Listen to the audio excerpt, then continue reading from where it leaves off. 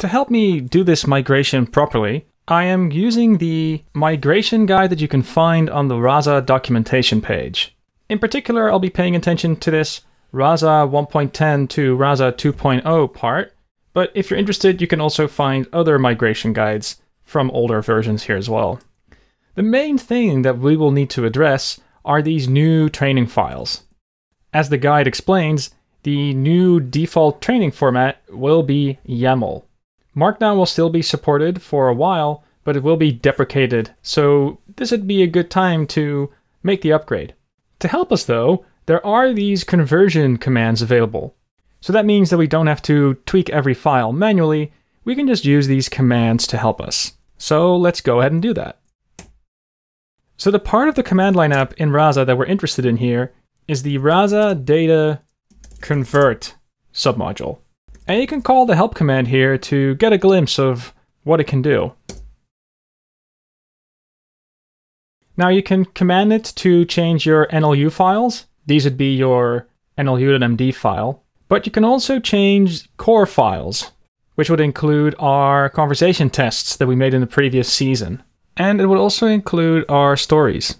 There's also commands for the config file as well as natural language generation, but I'll skip those at least for now. My main focus is to get the training data up to scratch again, so that I can start training and running my models again.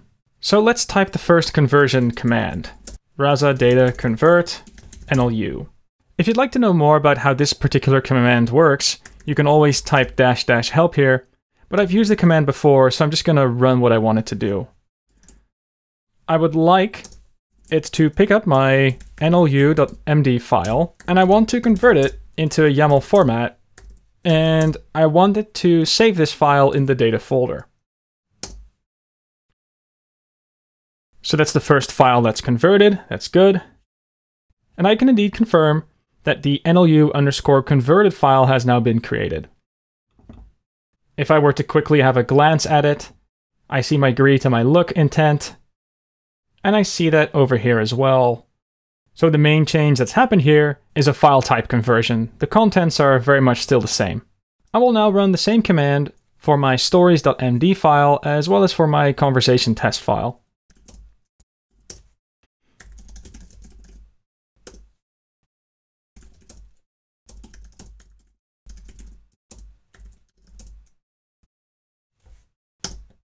Okay. Just as a glance, what I'll do now is just quickly have a look at the new files. So this is the old file, stories.md. Here's the converted file. Again, we see that there's slight differences. We now have the name of a story and then the steps listed here. But by and large, I would argue that the original stories.md file and this new one are mostly the same. And if I have a look at the conversation test, the same thing holds as well. So what I'm going to do now is I'm going to delete the old markdown files that I had and rename everything. I will just call this my NLU.yaml file. This will now become my stories.yaml file and my conversation tests file. And now I can go ahead and check if I can train and test my models again. So I will run Rasa train. Okay, so the model is done training. That means that I can call Rasa test now to check if my tests work. Okay, that ran just fine as well. And what I should now also be able to do is call Rasa shell NLU, and I should be able to communicate with my assistant again. So hello. The intent is greet, so that's great. I could say look at the door. The intent look, and the entity door. So this works, and that's great. However, if I were now to run Rasa shell without the NLU part, we are going to see an error. Notice that I can still type here, but it's giving me a warning. And warnings typically shouldn't be ignored. It's saying something about a mapping policy and a form policy and how they're going to get deprecated.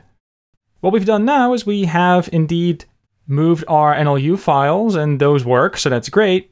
But there's still some other files we need to migrate, and in particular, we will need to start thinking about migrating this config.yaml file, because there's also some things we have to change there.